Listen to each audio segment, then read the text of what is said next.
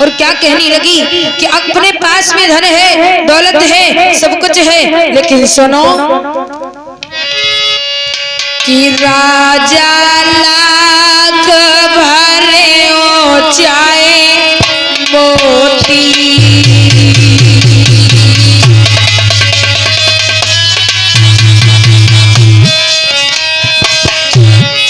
महाराज अरे लाजा लाख भरे ओ चाहे मोती, और बिना पुत्र के इज्जत नहीं होती।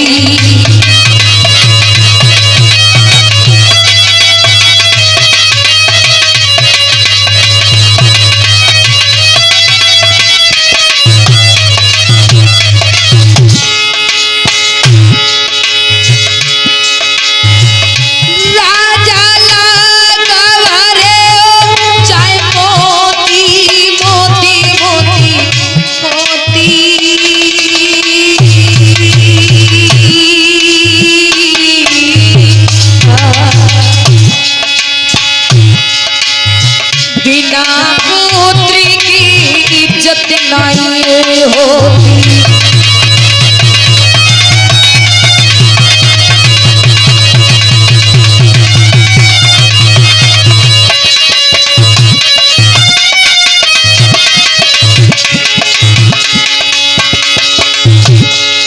अरे दुखिया अंगना में रोती,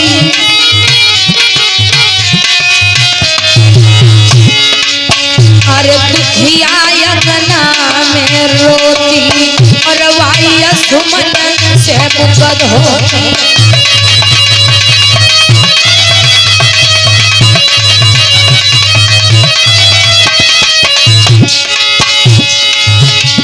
अरे पीतल हो तो माई बदलाती है, परी को कर्म न बाज हो जाए। अरे पीतल हो तो माई बदलाती, परी को कर्म न बाज हो जाए। अरे चिड़िया होती बाई बचवाती, परी को पीतल बदल हो जाए।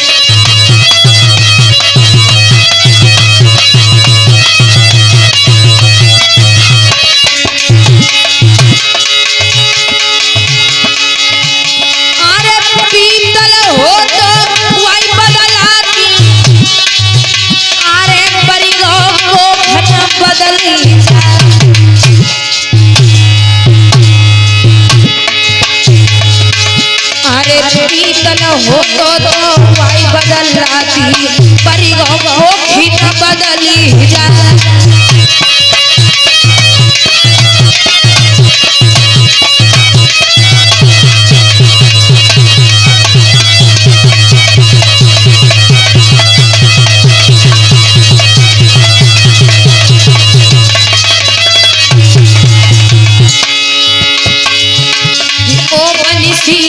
बजैया श्याम प्रभु तेरी लीला न्यारी है, कि ओ मुरली में बजैया श्याम प्रभु तेरी लीला न्यारी है।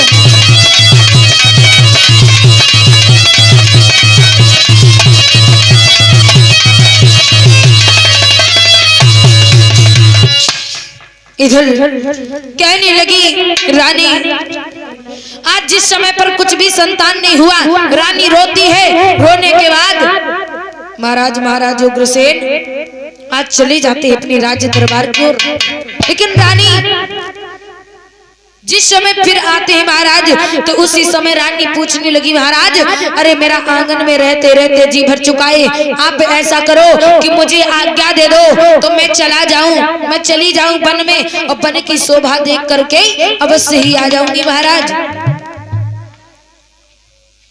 अब तो प्यारे राजा उग्रसेन कहने लगे, चली जाओ रानी, अरे मुझे क्या दिक्कत है, जाओ चली जाओ, हम तुम्हें कभी नहीं रोकते हैं, और जाओ वन की शोभा देख करके अवश्य लौट करके आना। रानी कहने लगी, महाराज मैं जरूर आ जाऊंगी, जल्दी आ जाऊंगी।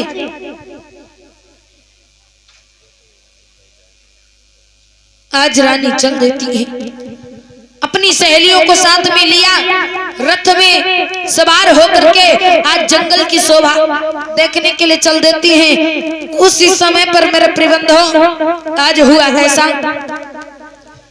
जैसे ही पहुंचे जंगल की शोभा देखने के लिए तो महाराज बड़ा ही एक दृश्य हो जाता है। क्या क्या दृश्य हो जाता है महाराज? दृश्य ये हो जाता है कि बड़ी जोर के साथ में आंधी तूफान आया, बड़ी जोर के साथ में आंधी और तूफान आया, और जैसे ही महाराज आंधी और तूफान आया तो उसी समय पर रानी पवन रेखा की सारी सहेलियां आज बिछड़ जाती हैं। और जिस समय रानी पवन रेखा की सारी सहेलियां बिछड़ जाती हैं तो उसी समय प्यारे हुआ ऐसा कि जिस समय सारी सहेलियां बिछड़ जाती हैं तो बिछड़ने के बाद जैसे ही रानी पवन रेखा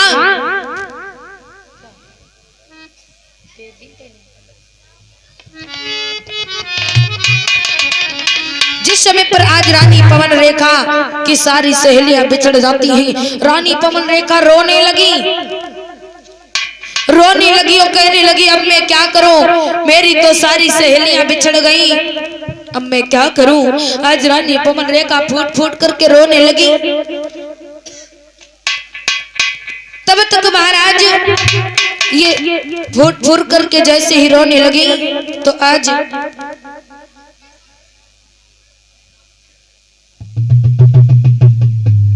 और ये आदरणीय हमारे माननीय सम्मानी सुधीर भैया जी के धर्म पत्नी जी की ओर से हमारे गले में माल्यार्पण डाल करके हमारा सम्मान कर रही है, प्रसाद ले लें। और परमात्मा से मैं यही कामना करती हूँ कि हे प्रभु जिस कारण से यहाँ पर आते हैं प्रभु उनका वो कारण अवश्य ही पूरा कर दें। बस प्रभु से यही कामना करती हूँ परमात्मा। और ये केशपतिकाय भगवान के पावन वेदिका पर समर्पित हो रही है। परमात्मा हमेशा कुशल मंगल बनाए रखे। तो आज जिस समय पर रानी पवन रेखा की सारी सहेलियां बिछड़ जाती हैं तो रानी पवन रेखा रोने लगी। और जिस समय महाराज रानी पवन रेखा रोने लगी तो तब तक रोने की आवाज एक दुर्बल नाम के राक्षस ने सुनी। और जैसे ही उस राक्षस ने सुनी और रानी पवन रेखा बड़ी ही खूबसूरत थी, बड़ी ही खूबसूरत थी मेरे प्रियबंधो। लेकिन हुआ ऐसा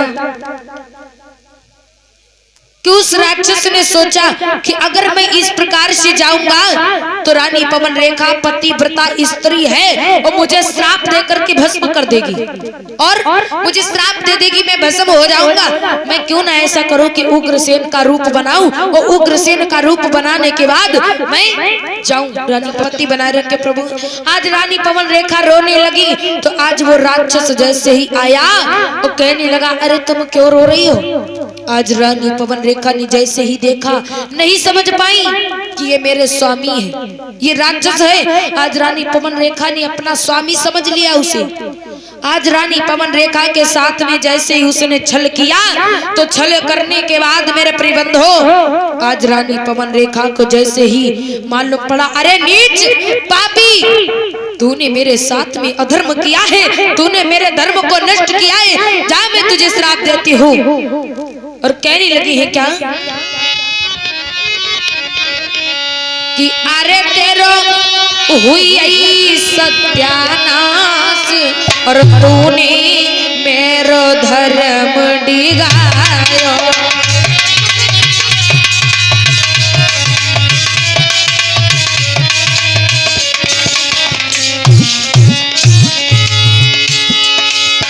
अरे तेरो हुई सत्यानाश तूने मेरो धर्म डिगाया।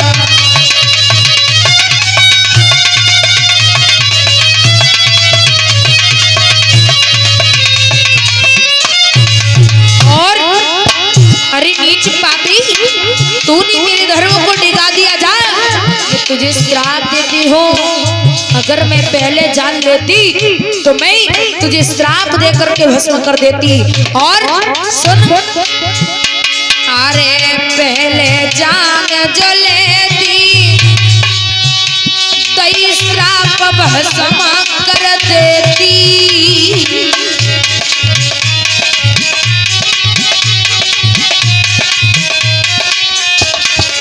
और अरे तेरो जीवन भो बेकार, तूने मेरो धर्म निगारा।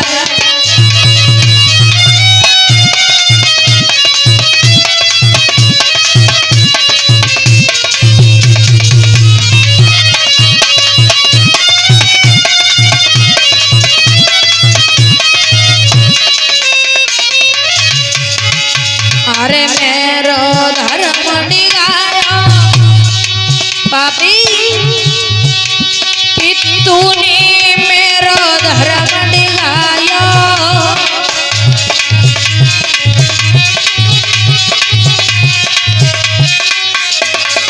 अरे तेरा हुई सत्यानाशी, तूने मेरो धर्म निगाया।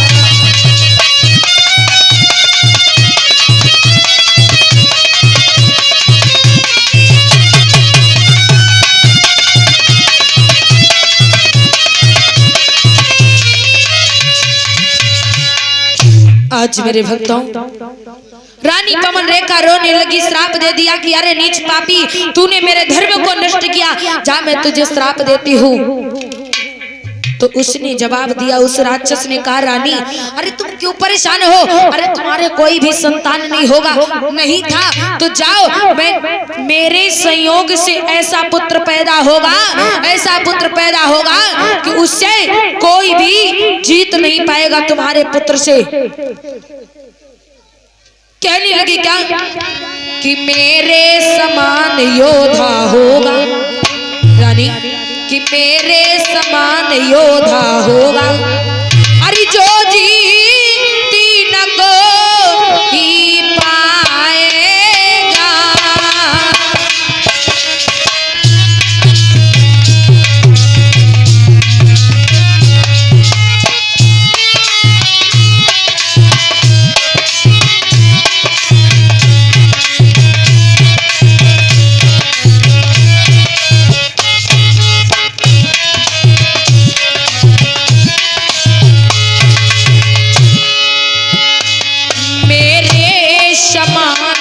योद्धा होगा।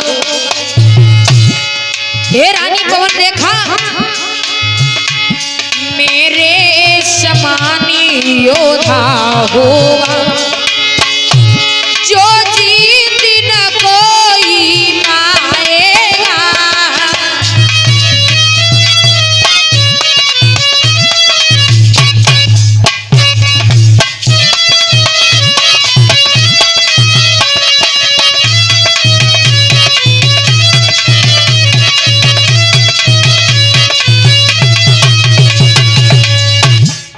बताया, अरे मेरे समान योद्धा होगा, जो जीत न कोई पाएगा। रानी कोई भी मेरे संयोग से जो पुत्र पैदा होगा, कोई भी नहीं जीत पाएगा। आज महाराज वो राक्षस चला जाता है। आज जैसे वो राक्षस चला गया तो आज रानी पवन रेखा की सारी सखियां मिल जाती हैं। तो रानी पवन रेखा का जैसे ही उजरा हुआ श्रृंगार देखा तो रानी से पूछने लगी कि तुम्हारा श्रृंगार किसने उजाड़ा? तो आज बताया कि बहना मैं क्या बताऊं, अरे सबसे पहले घर चलो। आज रानी पवन रेखा गर्भवती हो जाती है और अपने घर में आती है, महलों में आती है। अब तो धीरे धीरे धीरे धीरे समय व्यतीत होता है और समय व्यतीत होने के बाद आज मेरे भक्तों जब वो समय आया, वो दिन आया, तो रानी पवन रेखा ने एक पुत्र को जन्म दिया। रानी पवन रेखा के गर्भ से एक पुत्र ने जन्म लिया। और महाराज जब उस पुत्र ने जन्म लिया तो महाराज इतने बड़े बड़े अशगुन हुए, इतने बड़े बड़े अत्याचार हुए। आंधी आ रही है, तूफान आ रहे हैं, बादल महाराज बड़े बड़े असगुन हो रहे हैं, लेकिन बताया जाता है कि संतान 3 प्रकार की होती है, पूत, कपूत, सपूत। अगर कहीं पर पुत्र पैदा हो जाए तो महाराज सगुन होते हैं, अगर कहीं पर कुपुत्र पैदा हो जाए, कपूत पैदा हो जाए, वहां पर महाराज सगुन होते हैं। आज रानी पवन रेखा के गर्भ से एक पुत्र ने जन्म लिया और बड़ा ही असगुन हुआ, बड़ा ही असगुन हुआ। महाराज उस बालक का नाम रखा गया, क्या नाम रखा गया?